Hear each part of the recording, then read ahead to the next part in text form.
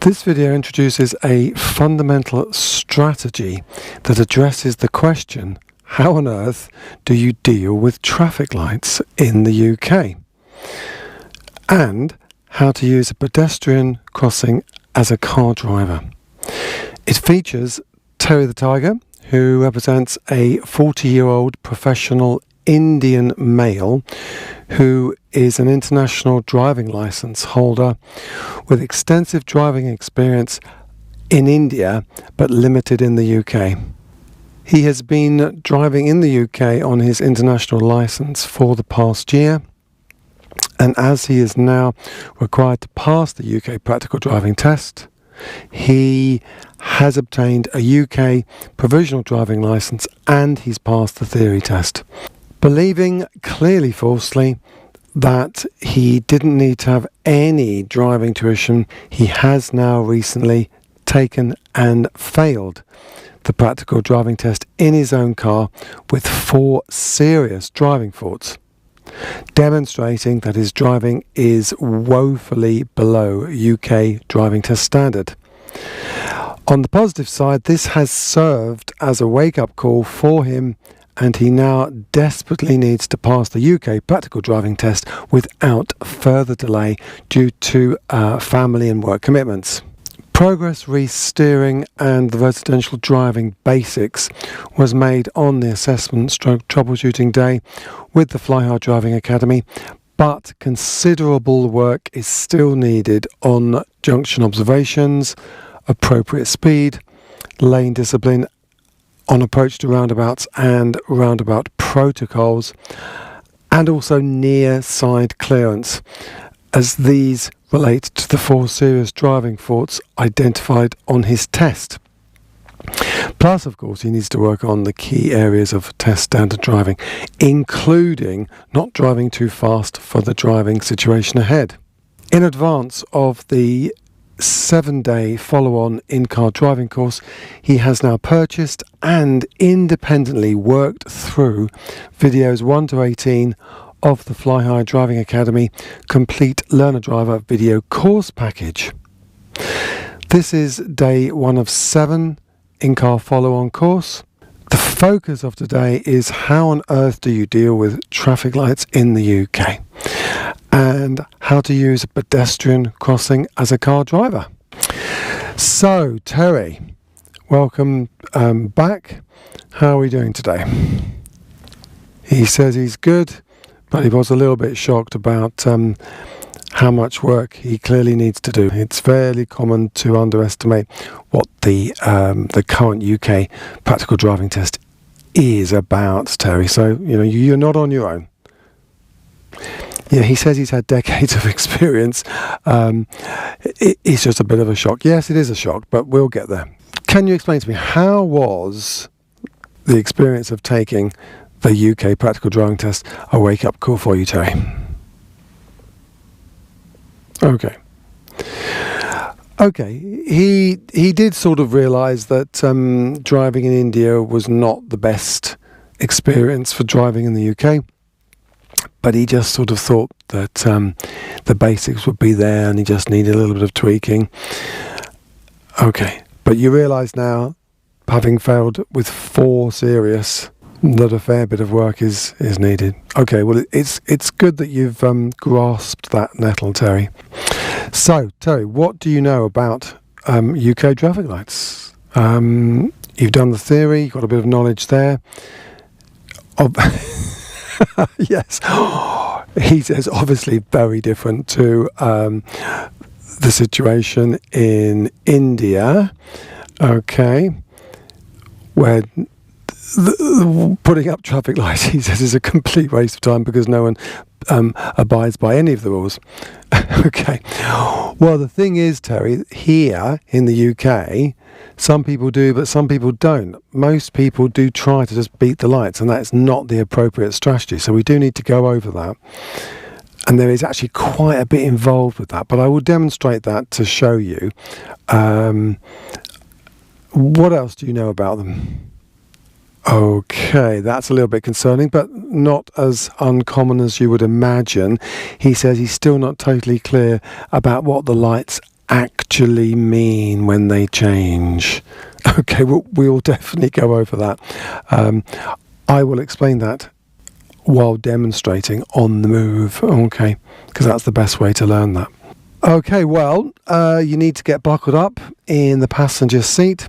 So I'm going to give him a demonstration and talk through, first of all, about the types of lights, has response, and what they actually mean and the strategy to deal with them.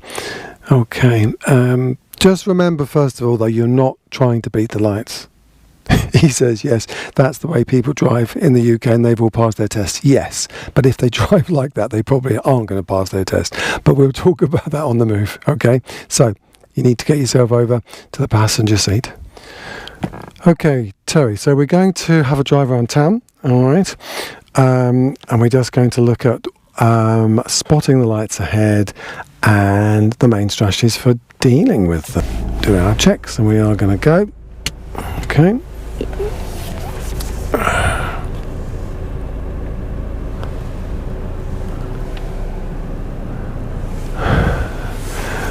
So we've got a main roundabout ahead. We are going to go right third exit, and then we're looking to see which lanes we need to be in. Okay, so we are going to follow the signs for through traffic. Okay, we're going to be looking for those appropriate lanes, and the key thing, of course, is to look at the boards. Okay, and we're looking for the lights ahead. So there are lights ahead. They are clearly pedestrian. No one's there. It's green, but it's not likely to change, so we're not actually going to make any response to that. So we do need to look ahead to get into the lane for through traffic. I can see you're watching me rather than the boards, but that's okay. When you have a go, obviously you'll need to be watching the boards. So it says that we need to be in the outside lane, and there are red lights ahead. Now, we don't know at this point whether or not that's controlling traffic. I mean, it may well be pedestrian as well, but there is a junction there, so it does look like a traffic light. And now it's changed, and we're going to go into second gear. There's another set of traffic lights here. Oh, actually, these lights, they were traffic, and this actually is pedestrian filter straight on. Okay, so another set of lights. Is it traffic or pedestrian? It's pedestrian. Anyone there? No. We're good to go. Okay, 4 mirrors before you do anything in town. Right, so we're going to make our way through this town roundabout and stay in the lane for through traffic. Can I go? Yes. Can I still go? Yes. Looking for the board markings and the road markings, see where we need to go. This is our lane for through traffic, and we're just staying in this lane. Yes, we'll talk about roundabouts another time, Terry. We're just going to focus on lights at this point. Then there's another set of lights just the other side of this town roundabout. Okay, but looking for the boards. Does it control a junction? Well, there is a junction there, but it's actually a pedestrian, and now it's turned. So checking our mirrors, and we're looking to stop in the gear. Okay, and we're going to secure the car, and obviously got to wait for pedestrians to clear before we go. And remember that 4 mirrors. Now we're looking as far ahead as we can see in this lane. We do want to get there. Now it's red at the moment. We don't know, is that traffic or is it pedestrian? Now it's changed. There is a junction there, but it's literally just changed, so it's not likely to change back. It's not always possible to identify whether it is a traffic light primarily or pedestrian until you get there. That was actually a pedestrian light, but there's more lights ahead. There's brake lights before we even get there, and it is green. We do need to get there, and because of the traffic slowing down, we are going to get some speed off, and we are going to go into second gear. Now someone's waiting there. They may have pressed the button, but it is also a traffic light, so it's mirrors, cover and clear. Now bit of gas to get there. The lights ahead, the filter lights, are actually traffic. 4 mirrors, cover and go. So you are, as a rule, in a 30, you're looking to be covering the brake at the appropriate time at around 15 to 20 miles an hour as a guide. but it does depend. We do need to practice this. Okay, so the lights ahead are controlling traffic. Well, yeah, they're definitely controlling pedestrian, because I can see the yellow box, but it's a filter light and there is a traffic stream to the left, so actually those lights could change. So perversely, we want to get there, then mirrors come off cover, and we are going to brake, clutch down, stop in the gear, and that's the strategy. Okay, you do want to get there, get to the lights, so that you can come off, mirrors, cover, without reducing the speed too much, so that if it does change to amber, you're likely to be able to stop in the gear and not have to clear because you were too slow. Does that make sense? Excellent. Okay, so we're going to pull up somewhere and give you a go, Terry. Okay. Well, there is a zebra crossing ahead, so we do need to be aware. So it's mirrors, cover, maybe journey brake, because they could come out of nowhere on the right, and I'm committed, so mirrors and gas. Now there are other zebra crossings which we need to look at, but we're going to change lanes at this point. Change lanes left. Okay. And these ones, these lights ahead, they are actually pedestrian, so they're not going to change. We're going to keep it going. Now there is a warning sign telling us that zebra crossing ahead.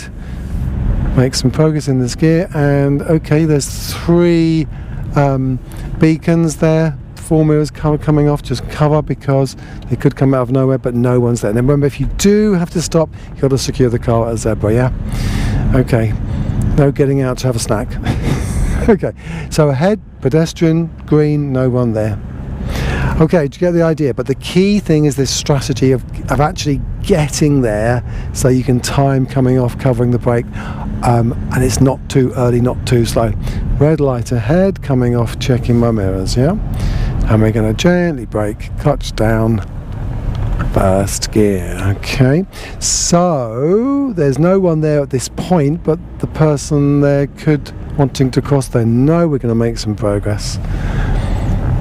And there's some more lights ahead, and if you don't know the road, you may not be able to tell. Now, just because there is a yellow box, that means there is a pedestrian crossing element, but it doesn't mean that it's not controlling traffic.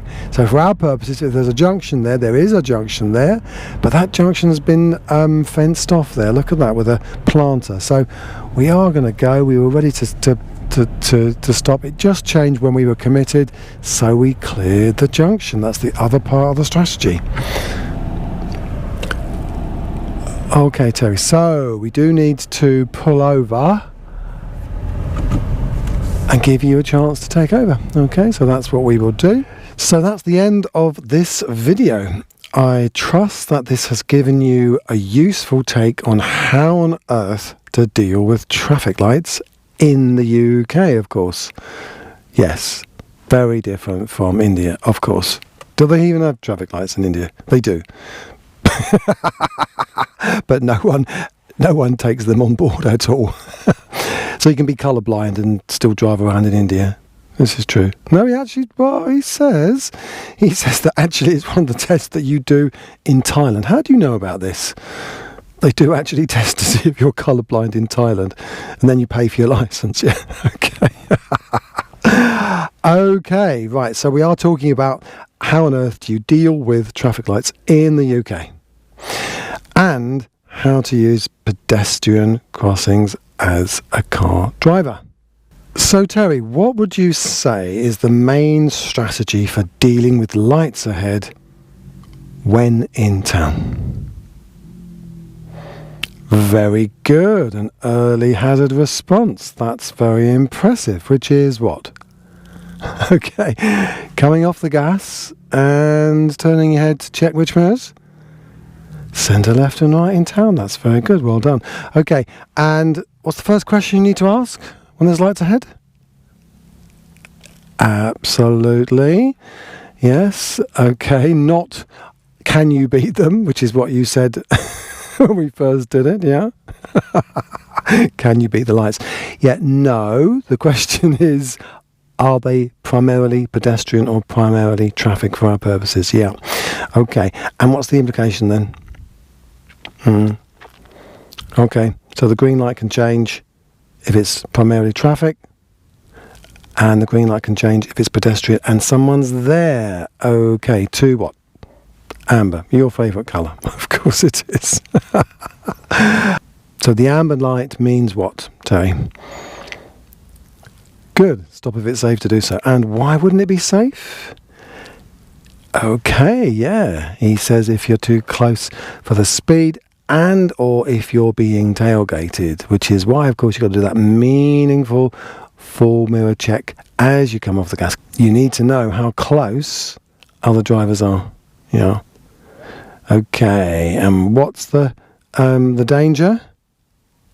Going too slowly, getting off too much speed too early, so people end up getting too close, and then therefore that restricts your options, doesn't it? Okay, well done. And what about zebra crossings? he says, yeah, he loves zebras. He loves a nice zebra. You've never hunted a zebra in your life, have you? Really? I don't think there are zebras in India, are there? He says he's well travelled. Oh, Terry, your card. Okay. Excellent. In order to get to grips with the challenges of town and other driving, click on the link below to check out the Fly High Driving Academy Complete Learner Driver video course package that will both prepare and supplement your learning to drive journey regardless of where your driving is currently at. Even if you have years or even decades of other driving experience in another country, especially somewhere like India. Or, of course, Nigeria. I had a phone call the other day from someone who said, yes, Nigeria is very much like India.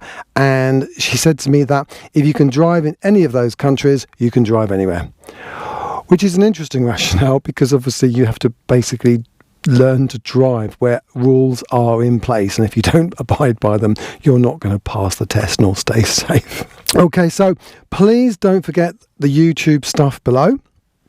And I look forward to seeing you in the next Furry Friend video that will hopefully feature Lenny the Lion. Until then, make sure that you don't be over-eager, Mr. Tiger.